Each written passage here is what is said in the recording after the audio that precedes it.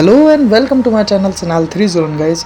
इस वक्त पूरे देश में धूमधाम से नवरात्रि मनाई जा रही है। हम सभी लोग ये जानते हैं कि इन 9 दिन हम देवी माँ के 9 रूपों की आराधना करते हैं। श्रद्धा भाव से सभी देवियों का आशीर्वाद लेने की कोशिश करते हैं। हमारे देश में ऐसे बहुत सारे मंदिर हैं जो कि देवी माँ को समर्पित हैं, जैसे कि वैष्णो देवी मंदिर, कामाख्या मंदिर, नैना देवी मंदिर, गिरिजा देवी मंदिर, पूर्णागिरी मंदिर, सरकुंडा देवी मंदिर और भी बहुत सारे, जहां हम सभी अपनी आस्था और श्रद्धा भाव से जाते हैं, तीर्थ यात्रा करते हैं और देवी माँ की ब्लेसिंग्स के साथ अपनी लाइफ को पॉजिटिविटी के साथ आगे बढ़ाने की कामना करते हैं। तो इसी क्रम में आज मैं आप सभी लोगों को इस वीडियो के माध्यम से अपने साथ पूर्णागिरी धाम के दर्शन कराने जा रहा हूँ।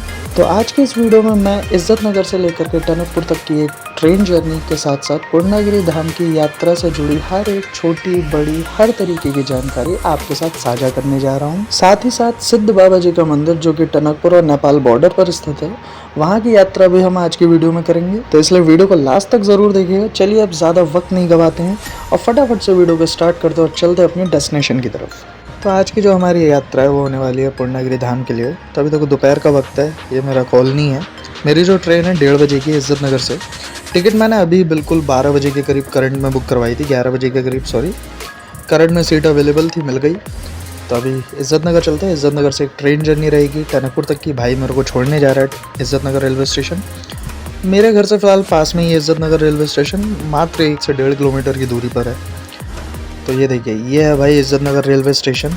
पूरा फ्लाईओवर से पूरा इज्जत नगर रेलवे स्टेशन दिखता है। तो बरेली जैसे शहर में 3 रेलवे स्टेशन है, बरेली जंक्शन, बरेली सिटी और एक ये इज्जत नगर। तीनों के ऊपर एक डिटेल वीडियो मेरे चैनल पे अपलोडेड है, मैं लिंक डिस्क्रिप्शन बॉक्स में दे दूंगा, आप वहाँ से वो देख सकते हैं। फिलहाल इसको काफ़ी खूबसूरत तरीके से अब जो है डेवलप किया गया इज्जत नगर रेलवे स्टेशन को। आज की जो हमारी जर्नी है वो यहीं से रहने वाली है। और रही बात बरेली के दूसरे स्टेशन की, बरेली सिटी हो गया, बरेली जंक्शन हो गया, तो एक डिटेल वीडियो मेरे चैनल पे अपलोडेड है, वो ज़रूर देखिएगा, क्योंकि वो आपका वो कन्फ्यूजन दूर करेगा कि आपको आपकी ट्रेन कौन से स्टेशन से मिलेगी। ये कन्फ्यूजन रहता है कि 3 स्टेशन है, आपकी ट्रेन कहाँ से होकर के गुजरेगी, कहाँ से आपको पकड़नी है, कहाँ आप उतरोगे। तो वो कन्फ्यूजन आपका उस वीडियो को देख करके काफ़ी हद तक दूर हो सकता है। तो फिलहाल अभी मैं आ चुका हूँ इज्जत नगर रेलवे स्टेशन। मैंने मेन गेट से नहीं, साइड गेट से एंट्री ली है। तो ये प्लेटफॉर्म नंबर 1 है। 1 नंबर पे ही ये मज़ार बनी है, काफ़ी पुरानी है।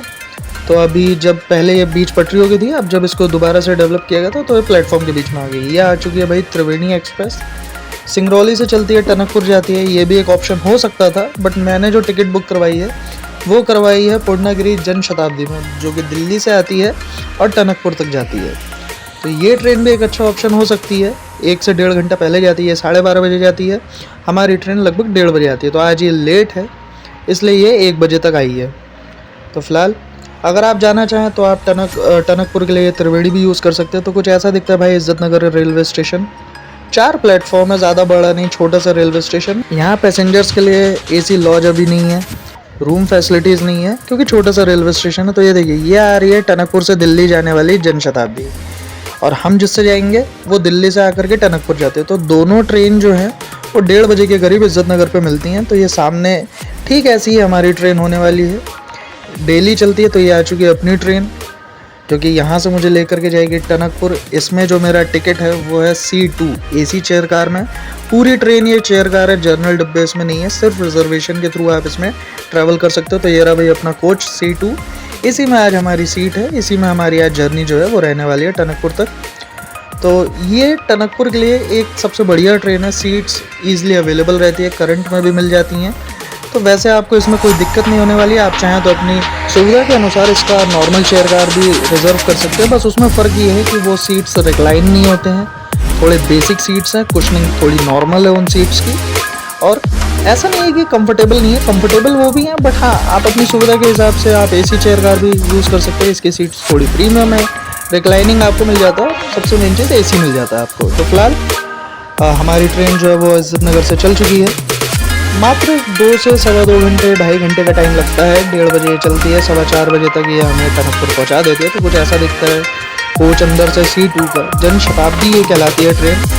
3x2 का सीट लेआउट है, सीट की कुशनिंग अच्छी है, कंफर्टेबल है। और ये देखिए भाई इज्जत नगर को खूबसूरत बनाते हैं ये स्टैचूज़, जो कि आप ये देख सकते हैं डायनासोर जैसे। तो इसी तरीके के बहुत सारे बढ़िया यहाँ पे एक पार्क टाइप बनाया गया है इज्जत नगर पे, और भी इसका डेवलपमेंट चल रहा है, तो आने वाले टाइम में इज्जत नगर और भी खूबसूरत हो जाएगा। अब अगर टिकट कॉस्ट की बात कर लेते हैं तो इज्जत नगर से टनकपुर तक का इस AC चेयर कार में मुझे टिकट पड़ा है 320 रुपये का। तो मैंने करंट में ही टिकट बुक कराया, ऑनलाइन टिकट बुक करवाया, तो टिकट बुक होने के बाद सारे टैक्सेस इंक्लूड करके 344 रुपये का एक टिकट पड़ा है। अब देखिए, मैं खुद आज इस ट्रेन में पहली बार जर्नी करने जा रहा हूँ टनकपुर तक की। इससे पहले एक वीडियो मेरे चैनल पे अपलोडेड है, वो डेमू चलती है बरेली सिटी से टनकपुर के लिए, उस ट्रेन का है। उसमें भी आपको पूर्णागिरि धाम के दर्शन देखने को मिले। तो आज भी भाई मैं पूर्णागिरि जा रहा हूँ, तो आज के वीडियो में भी आपको पूरा पूर्णागिरि धाम का दर्शन के साथ साथ सिद्ध बाबा के भी दर्शन मैं कराने की पूरी कोशिश करूँगा। फिलहाल ये ट्रेन जो है अब पहुँच चुकी है हमारे पहले स्टॉप पे। इज्जत नगर से चलने के बाद इसका पहला स्टॉप आता है पीलीभीत। तो अभी हम पीलीभीत रेलवे स्टेशन पहुँच चुके हैं। ज़्यादा स्टॉपेज नहीं है क्योंकि सुपर फास्ट ट्रेन है। तो बरेली इज्जत नगर से चलती है, फिर सीधा पीलीभीत, पीलीभीत के बाद खटीमा, फिर वनवसा, फिर टनकपुर। ये ट्रेन दिल्ली से आती है, टनकपुर जाती है, तो इज्जत नगर से ये खाली हो जाती है। पीलीभीत तक आते आते ऑलमोस्ट खाली हो जाती है। अभी इस वक्त मेरे कोच में ही मुश्किल से 10-15 लोग बैठे हुए हैं। तो अभी हमारा जो सफ़र है वो टूवर्ड्स कंटिन्यू है टनकपुर के लिए। बात करते हैं अगर नॉर्मल चेयर कार की, तो उसका टिकट है इज्जत नगर से टनकपुर तक का 100 रुपये का रिजर्वेशन के साथ। तो आपको वो भी एक बहुत अच्छा ऑप्शन हो जाता है आपके लिए। अच्छा, ट्रेन के स्टॉपेज कम है, आप पैसेंजर देख लीजिए तो बहुत जगह रुकती है। भोजीपुरा रुकेगी, सेथल रुकेगी, और न जाने कहाँ कहाँ रुकेगी। ये बरेली के बाद सीधा पीलीभीत, पीलीभीत के बाद खटीमा, वनवसा और टनकपुर। कुछ ट्रेनें ऐसी भी है जो टनकपुर से सीधा पीलीभीत, फिर सीधा इज्जत नगर आ जाती हैं। और मोस्टली अगर देखा जाए तो इस ट्रेन में वो पैसेंजर्स ज़्यादा ट्रैवल करते हैं जिन्हें पूर्णागिरि धाम जाना रहता है। तो ये पूर्णागिरि एक्सप्रेस के ही नाम से पहचानी भी जाती है ट्रेन। इस ट्रेन को जब आप सर्च करेंगे तो ये पूर्णागिरि एक्सप्रेस के नाम से जानी जाती है। अभी आप देखो, पूरा कोच मेरा खाली है। मुश्किल से 10-15 लोग बैठे, 7-8 लोग आगे बैठे, 7-8 लोग ही पीछे बैठे हैं। मेरा सीट बिल्कुल बीचों बीच का है आज। ये सीट काफ़ी कंफर्टेबल है। अभी हाल फिलहाल में मैंने नई दिल्ली से श्री माता वैष्णो देवी कटरा तक का वंदे भारत का सफ़र करा था, तो मतलब वो तो एक गज़ब ही सफ़र था भाई। ये सीट्स या ये कोच पूरा मुझे उसकी याद दिला रहा है, हल्का हल्का उससे सिमिलर है, लेकिन फ़िलहाल वो एक बहुत प्रीमियम कैटेगरी में आती है। तो अगर आपको नई दिल्ली से श्री माता वैष्णो देवी कटरा तक का एक पूरा वंदे भारत का ट्रेन जर्नी देखना, तो उस वीडियो का लिंक भी मैं इस वीडियो के डिस्क्रिप्शन बॉक्स में भेज दूँगा, आप वहाँ से वो ज़रूर देखिएगा। काफ़ी अच्छी जर्नी रही थी वो हमारी, पूरे 4 पार्ट्स में जो है पूरी वैष्णो देवी की जर्नी है फैमिली के साथ की। सबके लिंक मैं दे दूंगा, आप वहाँ से वो ज़रूर देखिएगा। फिलहाल अभी हमारी ट्रेन पहुँच चुकी है वनवसा। अब यहाँ से जो अगला स्टॉप है वो हमारा सीधा टनकपुर है। तो यहाँ पर अभी ये देखिए, क्योंकि आगे लेन जो है वो सिंगल हो जाती है, तो अभी ये डेमो आ रही है टनकपुर से बरेली सिटी के बीच जो चलती है, ये देखिए, इसकी वजह से रोक रखी है यहाँ वनवसा में। काफ़ी देर से 10-15 मिनट हो गए हैं, तो इसी ट्रेन का इंतज़ार था। ये टनकपुर से चलती है और जाती है अपना बरेली सिटी तक। अब बरेली सिटी से ये सुबह मिलती है तो टनकपुर पहुंच जाती है। अब ये इसके वापसी का टाइम है। हमारी ट्रेन 1:30 बजे हमें इज्जत नगर से मिली है, 4 सवा 4 तक शाम में हमें पहुंचाती है। अब मैं आपको वो रीज़न बताता हूँ कि मैंने आखिर यही ट्रेन क्यों चूज़ करी, क्योंकि मेरे पास बहुत सारे ऑप्शन थे। सबसे पहला रीज़न था कि इसमें रिजर्व सीट मुझे मिल रही थी। दूसरा रीज़न है टाइमिंग बहुत बढ़िया है। इज्जत नगर से दोपहर 1:30 बजे है, 4 सवा 4 तक ये मुझे टनकपुर पहुँचा देगी। उसके बाद मैं अपना जो है ट्रैक स्टार्ट कर दूँगा, तो मतलब रातों रात मुझे बढ़िया दर्शन हो जाएंगे। और इवन फिर मैं कल सुबह सिद्ध बाबा भी पहुंच जाऊंगा। कल का मेरा रिटर्न भी इसी ट्रेन में है, तो टनकपुर से ये 11:25 पे चलती है। तो ये मेरे लिए टाइम के अकॉर्डिंग काफ़ी सूटेबल थी। चूँकि मेरे लिए ये टाइमिंग काफ़ी ज़्यादा सूटेबल है, इसलिए मैंने ये चूज़ किया। आप अपने हिसाब से अपने टाइम के अकॉर्डिंग चूज़ कर सकते हैं। तो अभी हमारी ट्रेन जो है वो टनकपुर पहुंच चुकी है, और यहाँ से आप देख सकते हो कि पहाड़ों का नज़ारा जो है वो शुरू हो चुका है। इस वक्त हमारी ट्रेन जो है वो टनकपुर रेलवे स्टेशन पर एंटर कर रही है, और आप सामने देख सकते हो खूबसूरत आपको पहाड़ों का नज़ारा देखने को मिल रहा है।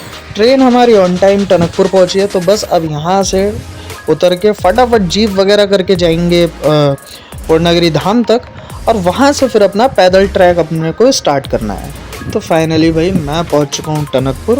अब यहाँ से हमारी ट्रेन यात्रा हुई समाप्त। अब यहाँ से जीप वगैरह करके जाएंगे पूर्णागिरि धाम तक। लगभग 10 से 12 किलोमीटर का फ़र्क है। अब आज एक ही गड़बड़ हुई है कि इंजन के ठीक पीछे वाला कोच मेरा था, तो काफ़ी आगे आ चुका हूँ मैं। वापस जाऊँगा फुट ओवर ब्रिज तक, फिर मेन गेट से बाहर निकलूँगा, उसमें काफ़ी टाइम निकल जाएगा। और वहीं सामने मेन रोड है, तो मुझे वॉकिंग डिस्टेंस उतना ही करना है जितना मैं पीछे फुट ओवर ब्रिज तक जाऊँगा, इतनी देर में मैं डायरेक्ट मेन रोड तक भी पहुँच सकता हूँ। तो आप चाहें तो ये कर सकते हैं, और बाकी आपके ऊपर डिपेंड करता है। आप चाहें तो पीछे जा करके स्टेशन के मेन गेट से बाहर निकलिए, वरना आप डायरेक्ट ये देखिए दोनों प्लेटफॉर्म यहाँ ख़त्म हो रहा है, सामने मेन रोड है वॉकिंग डिस्टेंस पर। तो अब मैं मेन रोड पे आ चुका हूँ। जैसे ही आप मेन रोड पर आएंगे तो आपको सामने दिखेगा टनकपुर का बस स्टैंड। यहाँ से बस सर्विस काफ़ी अच्छी है, बरेली के लिए तो फ़िलहाल काफ़ी अच्छी है। तो बरेली से बस भी आप करके आ सकते हैं। बाय बस की एक जर्नी है टनकपुर के लिए, और आपकी ये एक जर्नी है ट्रेन जर्नी। और जैसे ही आप मेन रोड पे आएंगे आपको काफ़ी सारे प्राइवेट बसेस मिल जाएंगे जो आपको लेकर के जाते हैं पूर्णागिरी मेले तक। आपको जीप भी मिलेंगी, बसेस भी मिलेंगी। तो आज पहली बार मैं भी बस से जा रहा हूँ, क्योंकि ऑन टाइम यही निकल रही थी, एक सवारी इन्हें चाहिए थी तो मैं आ गया। अब टिकट फेयर की अगर मैं बात करूँ तो प्राइवेट बसेस हैं, ये लेकर के जाती है 35 रुपये में, जीप लेकर के जाती है 40 रुपये में, 5 रुपये का फ़र्क है। और कोई जिसे कहते हैं ख़ास दिक्कत कुछ नहीं होगी आपको बस में भी। अब देखिए टनकपुर से लेकर के पूर्णागिरी धाम तक का जो डिस्टेंस है वो 10 से 12 किलोमीटर का है। ड्यूरेशन आपकी 15 से 20 मिनट या ज़्यादा से ज़्यादा आधा घंटा लगती है। तो आप चाहे बस से आइए चाहे जीप से आइए, आप इजीली वहाँ तक पहुँच सकते हो। तो ये शारदा नदी का घाट है, यहाँ पर काफ़ी ज़्यादा भीड़ देखने को मिलती है। जो लोग दूर से आते हैं बसेस बुक करके आते हैं, उनकी बसेस यहाँ पर रुकवा दी जाती हैं।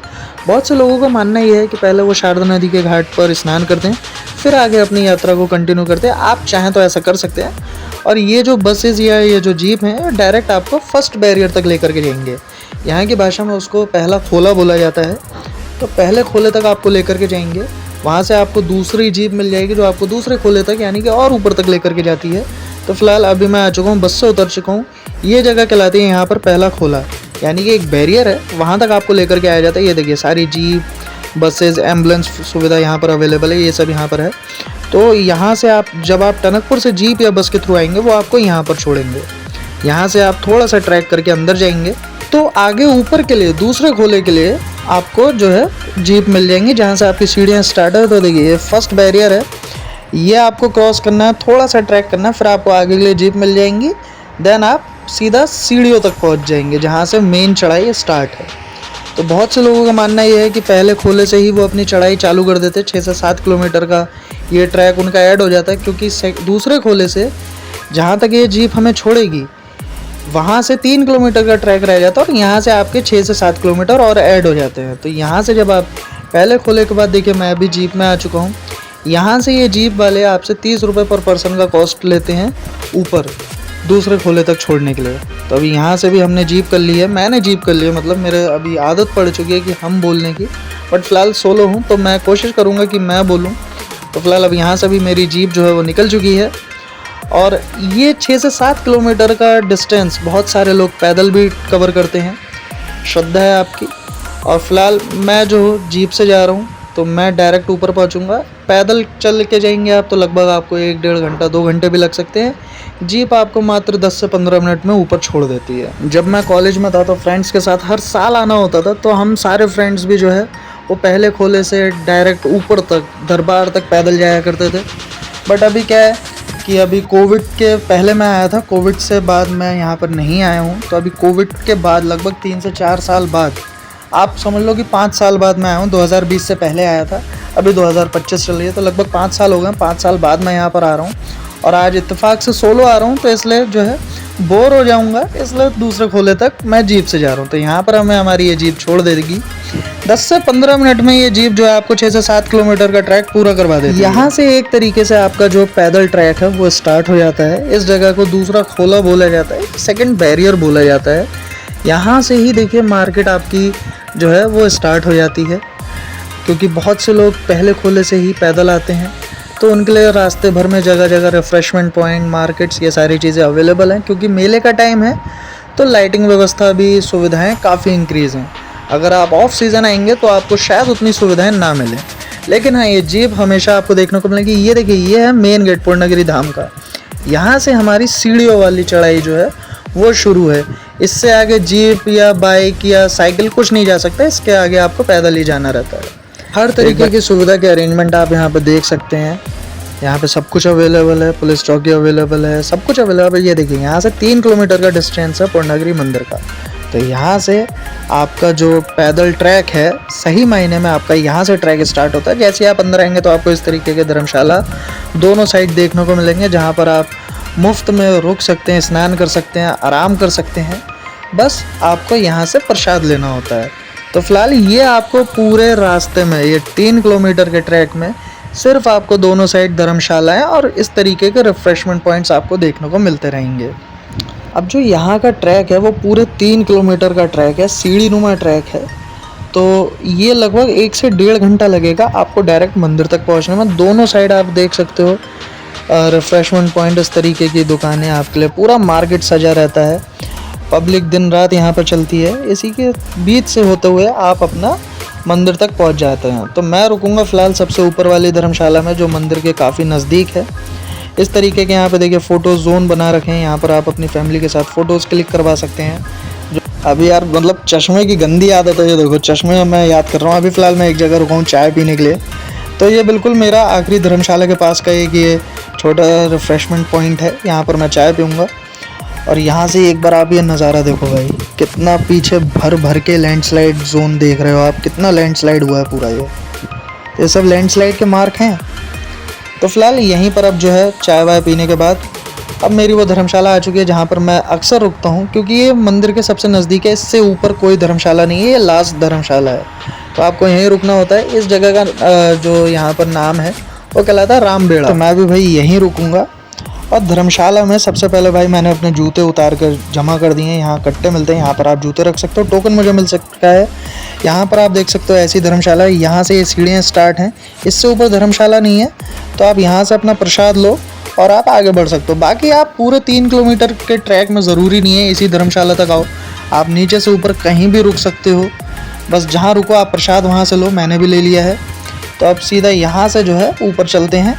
यहाँ से भाई अपने जूते वगैरह मैंने उतार दिए हैं, क्योंकि इससे आगे धर्मशाला नहीं है, कोई जूते रखने की व्यवस्था नहीं है। तो बेटर ये है कि आप यहाँ पर जूते उतार दो और अपनी धर्मशाला में सारा सामान वगैरह रख दो। उसके बाद इन नज़ारों का मज़ा लेते हुए आप आगे की तरफ जाओ। यहाँ पे देखिए रेलिंग के थ्रू पार्टीशन कर दिया है पूरी तरीके से, क्योंकि पीक सीज़न में इतनी भीड़ होती है कि इस धर्मशाला तक लाइन लग जाती है। और अभी आप देखो पूरा एक तरीके से माहौल शांत है। और आप ये नज़ारा देखो, ये पीछे पूरा नेपाल लगता है। ये सब नेपाल है। मैं सुबह जब सिद्ध बाबा जाऊंगा तो आपको वो भी दिखाऊंगा। फ़िलहाल अभी तो चल रहे हैं पूर्णागिरि धाम माता के दरबार की तरफ। तो पहले काफ़ी सीढ़ियाँ होती थी यहाँ पर, अभी तो लैंडस्लाइड हो गया था, दोबारा से इसको जो है बनाया गया है ट्रैक को। तो अभी सीढ़ियाँ हटा दी हैं, प्लेन ट्रैक काफ़ी बनाया गया है, क्योंकि लैंडस्लाइड के काफ़ी सारे मैंने आपको पॉइंट्स दिखाए। ये देखिए अब यहाँ से लोग ऊपर से आ रहे हैं, यहाँ से एक पार्टीशन हो जाता है, आने वाले ये दर्शन करके आ रहे हैं। अभी हम दर्शन करने जा रहे हैं। तो जैसा मैं बता रहा था कि लैंडस्लाइड हुआ था तो ये सब धंस गया था। यहाँ पे बहुत सारी सीढ़ियाँ थी, अब वो हट गई हैं। अब ये प्लेन ट्रैक आया है, काफ़ी मात्रा में सीढ़ियों जो है वो कम हो गई। अच्छा, हर धर्मशाला में सबसे बेस्ट बात यह है कि आप नहाने धोने की व्यवस्था है, वॉशरूम वगैरह अवेलेबल हैं।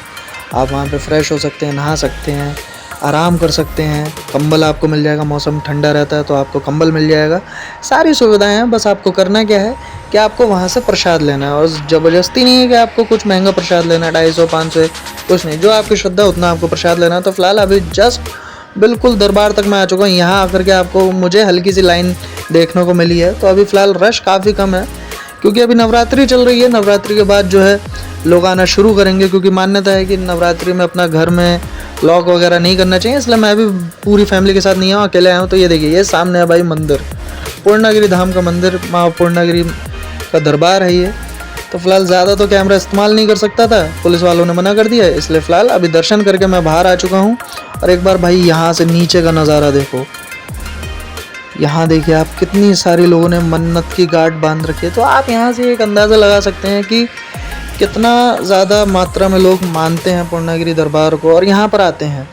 सीज़न में यहाँ पर बहुत रश रहता है, काफ़ी लोग आते हैं। तो अभी फ़िलहाल हम वापस जा रहे हैं, दर्शन मैंने कर चुका हूँ मैं। बेस्ट पार्ट ये है कि जिस धर्मशाला में आप रुकते हैं वहाँ पर आप रुकिए, आराम से सोइए, आराम कीजिए और उसके बाद आप नीचे की तरफ बढ़ जाइए। तो ये यहाँ का सबसे बढ़िया बात है। और आपको कंबल मिलेगा, खाने पीने की सारी सुविधाएं मिल जाएंगी। तो और क्या चाहिए। अब देखिए यहाँ पर मैं रुका हुआ हूँ, ये पूरा इन्हीं का ही एरिया है। दूसरी साइड भी, इस साइड भी, ये इनका छोटा सा रेस्टोरेंट टाइप है। तो यहाँ पर भाई मैं रुका हुआ हूँ। और यहाँ पर देखिए अभी हम ऑर्डर कर दिया है सेंधा नमक के आलू, क्योंकि फास्ट है मेरा, तभी वो आ जाएँ वो खाते हैं, फिर थोड़ी देर भाई यहाँ पर सोते हैं और उसके बाद नीचे उतर जाएंगे। तो ये मेरा खाना आ चुका है सेंधा नमक के आलू। जैसा कि बताया कि भाई फास्ट है, तो अगर आपका फास्ट है तो आप यहाँ पर आइए बिना किसी टेंशन कि आप क्या खाएंगे क्या मिलेगा, कुछ नहीं, यहाँ पर आपको ये व्यवस्था भी है। तो फ़िलहाल यही है, तो इसको खाते हैं उसके बाद चलते हैं सोने। तो ये देखिए जो लोग दर्शन करने आए हैं या जा रहे हैं वो यहाँ पर आकर के अब धीरे धीरे सोने लग जाएंगे, तो काफ़ी ये बढ़िया आएगा। अब फ़िलहाल मैं भी सोने जा रहा हूँ, मिलता हूँ आपसे जब यहाँ से चलूँगा। तो मैंने अभी प्लान किया है कि मैं यहाँ से लगभग 2 बजे के करीब रात में वापस नीचे की तरफ चलूँगा, ताकि सुबह 4-5 बजे तक मैं नीचे पहुँच जाऊँ और टनकपुर तक जाऊँ। तो अभी देखिए 2 बज रहा है और यहाँ देखिए मैं मतलब आप घड़ी में टाइम देखिए 2 बजने वाला है और अब रात में हल्की फुल्की मैं नींद ले चुका हूँ और अब वक्त आ चुका है भाई यहाँ से जाने का। यहाँ देखिए कितने सारे लोग यहाँ पे सो रहे हैं, अभी भी मैंने यहाँ पे चाय पी है और अब यहाँ से वक्त आ चुका है नीचे उतरने का। और जो मैं आपको बोल रहा था कि यहाँ पे दिन रात लोग चलते हैं, तो टाइम मैंने अभी आपको घड़ी में दिखाया है और आप पब्लिक देखिए ये लोग आ रहे हैं। और रात में तो पहले खोले से दूसरे खोले तक जीप भी नहीं चलती हैं, तो दैट मीन्स कि ये लोग पहले खोले से पैदल ही ऊपर आ रहे हैं। जीप की अगर मैं टाइमिंग की बात कर लूँ तो देखिए टनकपुर से पहले खोले तक पूरी रात सेवा चालू है, 24 घंटे सेवा चालू है। पर पहले खोले से ऊपर के लिए रात में जीपें नहीं है, सुबह 5 बजे से शुरू होती हैं और रात में 9 बजे तक रहती हैं। लेकिन आप रात में कभी भी आइए, पैदल आ रहे हैं आप, तो यहाँ पर आपको पूरा बाज़ार चालू मिलेगा। तो फिलहाल अभी बस मैं नीचे उतर चुका हूँ। ये देखिए ये वो मेन गेट है जो मैंने आपको स्टार्टिंग में दिखाया था, यहाँ से मैंने अपनी यात्रा शुरू करी थी और ठीक यहाँ सामने भैरव बाबा का मंदिर है। 4-5 सीढ़ियों का डिस्टेंस है। अब माँ के दर्शन करो, भैरव बाबा के दर्शन करें, ये तो हो ही नहीं सकता है। तो फिलहाल भैरव बाबा के मंदिर चलते हैं, दर्शन करते हैं और उसके बाद पूर्णागिरि दरबार से बाहर चलते हैं। तो ये भैरव बाबा का मंदिर है, यहाँ मैंने दर्शन कर लिए हैं। अब वक्त आ चुका है पूर्णागिरि दरबार से बाहर जाने का। तो भाई सफलतापूर्वक माँ पूर्णागिरि धाम के दर्शन मैं कर चुका हूँ, साथ ही साथ भैरव बाबा के दर्शन मैंने कर लिए हैं और बाहर आ चुका हूँ, पूर्णागिरि धाम से वापस आ चुका हूँ एक तरीके से। तो अभी रात के 3 बज रहे हैं और मैं पूर्णागिरि धाम से वापस आ चुका हूँ, दूसरे खोले तक आ चुका हूँ। ये देखिए यहाँ से मैंने अपनी पैदल यात्रा शुरू करी थी, मैं यहीं पर वापस आ चुका हूँ। अब यहाँ से जो जीपें हैं वो 5 बजे से मिलना शुरू होंगी और अभी बज रहे हैं रात के 3। एक बार आप ये नज़ारा देखिए, अभी कहाँ मैं ऊपर दरबार में था और अब बिल्कुल नीचे आ चुका हूँ। तो फिलहाल अब चलते हैं वापस टनकपुर की तरफ। टनकपुर से जाएंगे सिद्ध बाबा की तरफ, वहाँ दर्शन करेंगे और उसके बाद निकल जाएंगे अपने घर बरेली। तो फिलहाल आप रात में आइए, अभी जैसे मैंने बताया कि 3-3:30 का टाइम हो रहा है, जीपें हैं नहीं, जीप 5 बजे चलती है। तो मैंने ये डिसाइड करा है कि 5 बजे तक वेट करने से बेटर है कि मैं पैदल ही नीचे पहले खोले तक जाता हूँ। बहुत सारे लोग आ रहे हैं जा रहे हैं, आप टाइम देख लीजिए 3 बज रहा है, बहुत सारे लोग आ रहे हैं। मेले के टाइम पर रात भर पब्लिक चल रही है, देखिए कितने सारे लोग हैं जो पहले खोले से ऊपर आ रहे हैं। तो देखिए बाज़ार जो है पूरी रात खुला रहता है, सुविधाएं आपके लिए मेला सीज़न में पूरी रात रहती है। इस तरीके की लाइटिंग आपको पूरी रात पूरे रास्ते भर देखने को मिलेगी। ऑफ सीज़न कहीं ना कहीं बस ये लाइटें और बाज़ार में थोड़ी बहुत सी आपको कमी देखने को मिल सकती है, अदरवाइज़ कोई दिक्कत नहीं होगी। फ़िलहाल अभी चलते हैं नीचे, क्योंकि 5 बजे का इंतज़ार करने से बेटर है कि मैं पैदल ही ट्रैक कर लूँ, तब तक तो मैं शायद टनकपुर या सिद्ध बाबा भी पहुँच जाऊँगा। अब देखिए मेले के टाइम पे इस तरीके की पूरी लाइटिंग व्यवस्था रहती है। अभी ये देखिए ये लोग नीचे से आ रहे हैं और हम नीचे जा रहे हैं। तो अभी देखिए 4 बज चुके हैं, 4 बजे से प्राइवेट व्हीकल्स की ऊपर एंट्री शुरू हो जाती है। अगर आप अपने पर्सनल फैमिली व्हीकल से आए हैं और आप दूसरे खोले तक अपनी गाड़ी से जाना चाहते हैं तो आपकी 4 बजे से ऊपर के लिए एंट्री शुरू हो जाती है। उसका मुझे एडिशनल चार्ज जाता है, जिसका मुझे अभी आइडिया नहीं है, क्योंकि मैं कभी अपने पर्सनल व्हीकल से फ़िलहाल यहाँ नहीं आया हूँ। जब कभी अपने पर्सनल व्हीकल से फैमिली के साथ आऊँगा तो ज़रूर वो चीज़ आपके लिए कवर करके बताऊँगा। तो यहाँ से देखो आप, ये पूरा रास्ता चालू हो चुका है, प्राइवेट व्हीकल्स आने जाना शुरू हो चुके हैं। तो अब मैं बिल्कुल नीचे आ चुका हूँ ऑलमोस्ट। यहाँ पे देखिए प्राइवेट व्हीकल्स की पार्किंग बनाई गई है। तो अब मैं पहले खोले तक ऑलमोस्ट पहुँच चुका और मुझे जाना है वहाँ, ये सामने आप पुल देख रहे हो, पुल से होते हुए वहाँ जाना है। तो फिलहाल 1 घंटा मुझे लगा दूसरे खोले से नीचे आने में, क्योंकि 6 से 7 किलोमीटर का भाई ये ट्रैक है और इसको लोग पैदल ही ट्रैक करते हैं। और जैसा मैंने बताया कि जब मैं अपने स्टूडेंट लाइफ में था, कॉलेज में था, अपने फ्रेंड्स के साथ आता था, हम सारे फ्रेंड्स यहीं से ही पैदल जाते थे और पैदल ही वापस होते थे। तो फिलहाल अभी बज रहे हैं 4:30 और मैं नीचे आ चुका हूँ, पहले खोले तक आ चुका हूँ। अब यहाँ से जीप करके जाना है टनकपुर, या डायरेक्ट अगर जीप मिल जाती है सिद्ध बाबा की तो जाना है सिद्ध बाबा। तो यहाँ पर भी बहुत से लोग जो रात में आते हैं वो यहीं रुक जाते हैं पहले खोले पर, और उसके बाद दिन में अपनी जो है ऊपर की यात्रा शुरू करते हैं। अब देखिए ये सारी जीपें जो खड़ी हैं ये सब टनकपुर जाएंगी, सब लाइन से खड़ी हैं, सब में सवारी हैं। तो फिलहाल मुझे भी एक जीप मिल गई है जो मुझे सीधा सिद्ध बाबा छोड़ेगी। तो वैसे टनकपुर तक अगर मैं आता तो 40 रुपये जाते, सिद्ध बाबा इन्होंने मुझे छोड़ा है तो मुझे 60 रुपये लिए हैं। तो अभी रात का टाइम है, मतलब सॉरी सुबह का टाइम है, अभी उजाला उतना हुआ नहीं है, विजिबिलिटी उतनी अच्छी नहीं है फिलहाल। अभी मैं सिद्ध बाबा डैम के पास उतर चुका हूँ। ये देखिए ये है भाई डैम, सामने है सिद्ध बाबा। और ये रहा भाई, आपको ये जितनी लाइटिंग दिख रही है पूरा डैम है, सामने सिद्ध बाबा मंदिर है और वो पूरा नेपाल का एरिया है। इधर साइड आपका पूर्णगिरी धाम है, सामने आपका सिद्ध बाबा जी हैं और वो पूरा नेपाल का एरिया, मतलब डैम आपने पार करना और आप नेपाल चले जाते हो। और सुबह सुबह ये जो नज़ारा भाई लग रहा है, मतलब मैं वर्ड्स में नहीं बता सकता, शायद मेरा कैमरा भी इस नज़ारे को उतना जस्टिफाई नहीं कर पा रहा होगा। तो वो पूरा नेपाल है, ये पूरा हमारा इंडिया लगता है, सामने वाला पहाड़ नेपाल है। तो ये जो डैम है ये बॉर्डर का काम करता है। तो आप जस्ट बॉर्डर पे आ चुके हो और हमें जाना है बॉर्डर के उस साइड, यानी कि नेपाल में जाना है सिद्ध बाबा मंदिर की तरफ। तो ये जो कैमरा है मेरा अभी शायद इस नज़ारे को उतना जस्टिफाई भी नहीं कर पा रहा है, लेकिन जो वाकई में भाई यहाँ का सुबह सुबह का ये नज़ारा है, मन कर रहा है बैठ जाओ और देखते रहो। तो अभी भाई मैं आ चुका हूँ डैम पर। अब मुझे ये डैम को क्रॉस करना है और यही डैम जो है ये बॉर्डर का काम करता है। यहाँ पर आपको BSF दिखेगी, आर्मी दिखेगी। और आपको एक मैं डैम के बारे में एक बात बताना चाहता हूँ कि यहाँ पे इतना पानी स्टोर किया है। ये देखो ये आपको पानी दिख रहा है बिल्कुल ऊपर, और अब आप इसकी हाइट देखना, ये देखो भाई ये हाइट है इसकी, ये पूरा गेट है। और इसके पीछे अब आप सोचो इतनी ज़्यादा कैपेसिटी पानी की ये जो डैम है वो डील करता है। ये देखो इतना गहराई है, और अब आप सोचो वो पानी कितना गहरा है जो बिल्कुल ऊपर गेट तक देख रहा है। तो फ़िलहाल ये डैम मुझे पूरा क्रॉस करना है। आप सोचो इतनी ज़्यादा कैपेसिटी में यहाँ पे पानी है और ये डैम है, तो मतलब क्या ही बताऊँ, मतलब एक तो गज़ब नज़ारा तो छोड़ो, एक सही बात कही जाए तो बहुत रिस्की जगह भी है ये।